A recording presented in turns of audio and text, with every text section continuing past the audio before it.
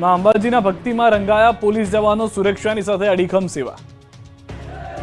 કોઈ શંખ વગાડી રહ્યું છે, કોઈ ધજા લહેરાવી રહ્યું છે, બોલ માડી અંબે જય જય અંબેના નારા લગાવી રહ્યું છે, કોઈ તાલીઓના તાલથી ભક્તોને ઉત્સાહ વધારી રહ્યું છે, કોઈ નાચી રહ્યા છે। સુરક્ષાની સાથે ભક્તિના રંગમાં રંગાયેલા પોલીસ જવાનોના આ દ્રશ્યો છે અંબાજીના।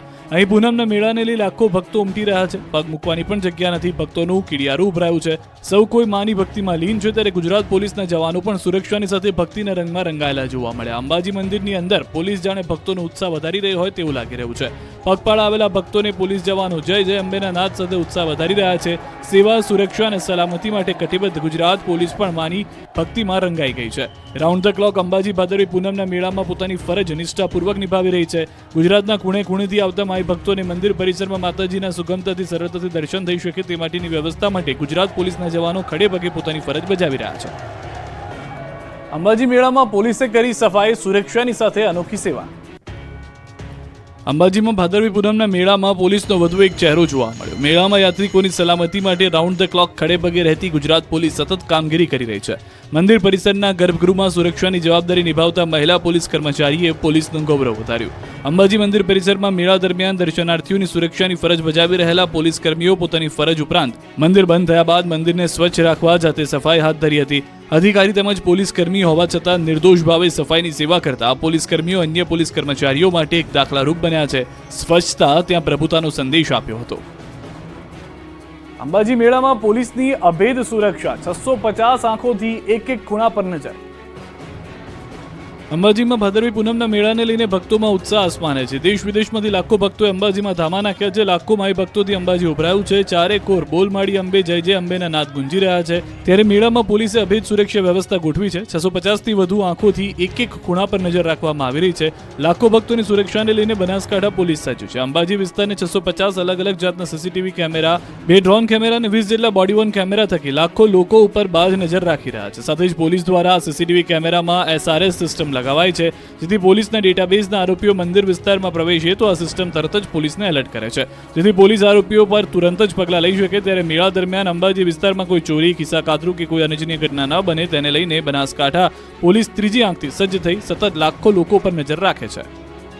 અંબાજીમાં બોમ્બ ડિટેક્ટિવ ડિસ્પોઝલ ટીમ તેમજ ડોગ સ્ક્વોડથી પણ તપાસ થઈ રહી છે। એક સ્થળ પર 10 લાખથી વધુ ભક્તો આવતા હોય ત્યારે સુરક્ષાનો સવાલ મોટો થઈ જાય છે। અંબાજીમાં ચાલતા ભાદરવી પૂનમના મેળામાં સુરક્ષા ખાસ વ્યવસ્થા કરાઈ છે। મેળા દરમિયાન જ બનાસકાંઠા પોલીસે અંબાજી મંદિરમાં બોમ્બ ડિટેક્ટિવ ડિસ્પોઝલ ટીમ તેમજ ડોગ સ્ક્વોડથી તપાસ કરી હતી। મંદિર પરિસરમાં ફૂલ છોડના કુંડાથી લઈને યાત્રીઓના પર્સ થેલાની પણ તપાસ કરાઈ હતી, જોકે કોઈ પણ શંકાસ્પદ વસ્તુ મળી ન હતી। બોમ્બ ડિટેક્ટિવ ડિસ્પોઝલ ટીમ તેમજ ડોગ સ્ક્વોડ દ્વારા અંબાજી મંદિર પરિસરના વિવિધ વિસ્તારમાં સઘન તપાસ કામગીરી હાથ ધરી હતી। જ્યાં ફૂલ હોય કે પછી ફૂલ ઝાડના કુંડા હોય, આ તમામ વસ્તુઓની વિવિધ અત્યાધુનિક સાધનો દ્વારા તપાસ હાથ ધરવામાં આવી હતી। સાથે લાઇનમાં ઉભા રહી મંદિરમાં દર્શને જતા યાત્રિકો પાસેના પર્સ કે થેલીને પણ તપાસ હાથ ધરવામાં આવી હતી। જ્યારે BDDS ટીમની સાથે ડોગ સ્ક્વોડ દ્વારા પણ અનેક વસ્તુઓની ચકાસણી કરાઈ હતી, જોકે આ તમામ તપાસ બાદ કોઈ પણ શંકાસ્પદ વસ્તુ મળી ન હતી। મનોકામનાના પૂર્ણ થતા ભક્ત 7 દિવસથી દંડવત પ્રણામ કરી અંબાજી પહોંચ્યો। ભાદરવી પૂનમના મહામેળાને લઈને લાખો માઈ ભક્તો દૂર દૂરથી પગપાળામાં અંબાના ધામમાં શીશ ઝુકાવવા ઉમટી પડ્યા છે। માનેલી મનોકામના પૂર્ણ થતા ભક્તો અંબાજીના શક્તિપીઠથી અંબાજી મંદિરમાં દંડવત પ્રણામ કરતા પહોંચી રહ્યા છે। ત્યારે ગોધરાથી સતત 7 દિવસ ચાલીને 2 યુવકો અંબાજી પહોંચ્યા। અંબાજી શક્તિપીઠથી હાથમાં માતાજીની ચુંદડી અને શ્રીફળ સાથે દંડવત પ્રણામ કરતા કરતા માતાજીના દર્શન કરવા પહોંચ્યા। ભક્તોએ કહ્યું હતું કે ચાલીને આવ્યા બાદ પણ અમને જરા પણ થાક લાગ્યો નથી, તે માતાજીની કૃપા છે। માતાજી અમારા તમામ દુઃખો હરી લે છે। છેલ્લા 9 વર્ષથી યુવાન ગોધરાથી અંબાજી ચાલીને આવે છે। ડીસાના ઢુવા ગામમાં ભક્તો માટે કુલ્ફી કેમ્પનું આયોજન। ભાદરવી પૂનમના મેળામાં ભક્તિ શક્તિનો સંગમ જોવા મળ્યો। માં અંબાના દર્શનાર્થે જતા પદયાત્રી સેવાની સરવાણી વહી રહી છે। ભારે બફારા અને ગરમી વચ્ચે કેટલાક લોકો ભક્તોને ઠંડા કરે છે। ટ્રેક્ટરમાં અનોખો કુલ્ફી કેમ્પ શરૂ કર્યો। ગરમી વચ્ચે લોકોને કુલ્ફીનું વિતરણ કરી ઠંડક આપવાની સેવા કરી રહ્યા છે। ડીસાના ઢુવા ગામના લોકો વર્ષોથી કુલ્ફી કેમ્પનું આયોજન કરે છે। ટ્રેક્ટરમાં મોટું ફ્રીજ રાખીને ભક્તોને ઠંડા કરવામાં આવે છે। મહેસાણામાં પદયાત્રીઓ માટે વિશ્રામ કેમ્પ ખોલાયો છે। ગરમી વચ્ચે પદયાત્રીઓ સામે સેવા કેમ્પ શરૂ કરાયો। ગરમીથી બચવા ભક્તો લઈ રહ્યા છે સહારો। બફારાના કારણે ગરમીથી પદયાત્રીઓ પરેશાન છે, ત્યારે અંબાજી જતા પદયાત્રીઓ અહીં બપોરે આરામ ફરમાવે છે। સૌથી જૂનો અને આઝાદી પૂર્વે શરૂ થયેલો લાલ દંડા સંઘ આજે અંબાજી ખાતે પહોંચ્યો। 190 વર્ષથી પેઢી દર પેઢી ચાલી આવતું આ સંઘ આજે પણ મોટી આસ્થાને અનેક સંઘવીઓ સાથે અંબાજી પહોંચ્યું હતું। આ સંઘની પરંપરા રહી છે કે માતાજીની ધજા સાથે ધૂપિયું અને ત્રિશૂળ અચૂક સાથે લાવવામાં આવે છે. અંબાજીમાં પ્રવેશતા જ આ સંઘ ખોડિયાર માતાના મંદિરે કુમકુમના થાપા લગાવી જે મુખ્ય ગોર મહારાજ હોય છે તેઓ સંઘમાં આવેલા શ્રદ્ધાળુઓને કમરમાં અને છાતીના ભાગે કુમકુમના થાપા લગાવી આશીર્વાદ આપવામાં આવે છે અને ત્યારબાદ આ સંઘ અંબાજી મંદિરમાં જાય છે. આમ તો તમામ પગપાળા સંઘો શક્તિદ્વારથી જતા હોય છે, ત્યારે આ એકમાત્ર સંઘ નંબર 7ના ગેટ પાસેથી પ્રવેશ કરે છે અને મંદિરમાં પહોંચતા મંદિર ટ્રસ્ટના વહીવટદાર અને જિલ્લા પોલીસ વડા દ્વારા આ સંઘનું સ્વાગત કરવામાં આવ્યું હતું. ઊંઝા ઉમિયાધામ ધજા મહોત્સવમાં ઉમટ્યા લાખો લોકો. 4 દિવસમાં 6000થી વધુ લોકોએ ચડાવી ધજા. મહેસાણાના ઊંઝામાં ઉમિયા માતાજીના મંદિરમાં ધજા ઉત્સવ ચાલી રહ્યો છે. 4 દિવસ પૂર્ણ થઈ ગયા છે, હવે 2 દિવસ બાકી છે, ત્યારે છેલ્લા 4 દિવસમાં લાખો ભક્તો માના દર્શન કરવા પહોંચ્યા. અત્યાર સુધીમાં 4 લાખથી વધુ દેશ વિદેશના લોકોએ માના દ્વાર પર માથું ટેકવ્યું હતું. 4 દિવસમાં મંદિરના શિખર પર 6000થી વધુ લોકોએ ધજા ચડાવી. ધજા મહોત્સવ દરમિયાન 12500 કરતાં વધુ ધજાઓ ભક્તો દ્વારા ઉમિયાના શિખરે ચડાવવામાં આવી. ધજા મહોત્સવ વિશ્વભરના લોકો માટે આકર્ષણનું કેન્દ્ર છે. ધજા મહોત્સવને લઈ છેલ્લા 2 દિવસથી રાજસ્થાન અને મધ્યપ્રદેશથી પાટીદારો મોટી સંખ્યામાં આવી રહ્યા છે.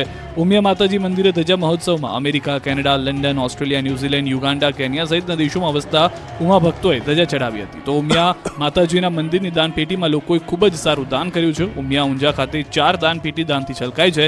દાનપેટી ખાલી કરતા દાનનો ઢગલો થયો, જેમાં 4 ગોલકમાંથી 5 લાખ કરતાં વધુ રૂપિયા નીકળ્યા છે. માત્ર 2 દિવસમાં જ ગોલકમાં 5 લાખથી વધુનું દાન આવ્યું હતું. ગોલકમાંથી વિદેશી કરન્સીની નોટો પણ દાનમાં આવી હતી.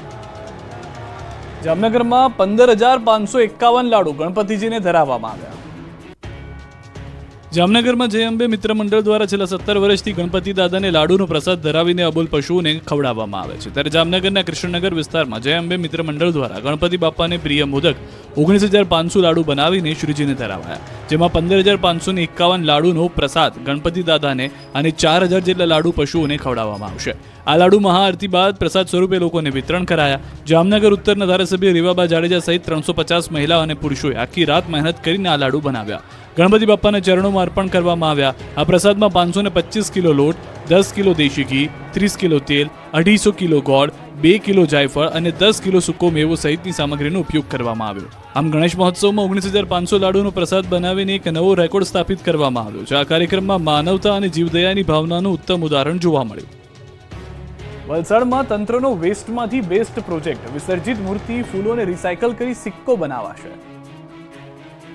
વલસાડ જિલ્લામાં ગણેશ મહોત્સવ હવે પૂર્ણ થવાના આરે છે, ત્યારે ગણેશ વિસર્જન વખતે મૂર્તિઓની સાથે પૂજામાં ઉપયોગમાં લેવાયેલા ફૂલો અને અન્ય સામગ્રીને પણ નદીમાં પધરાવી દેવામાં આવે છે. આથી નદી નાળાઓમાં પ્રદૂષણ થાય છે. જો કે હવે લોકોની લાગણી ન દુભાય અને પૂજા સામગ્રીમાંથી વેસ્ટમાંથી બેસ્ટ બને તે માટે વલસાડ જિલ્લામાં વિશેષ પ્રોજેક્ટ શરૂ કરાવ્યો.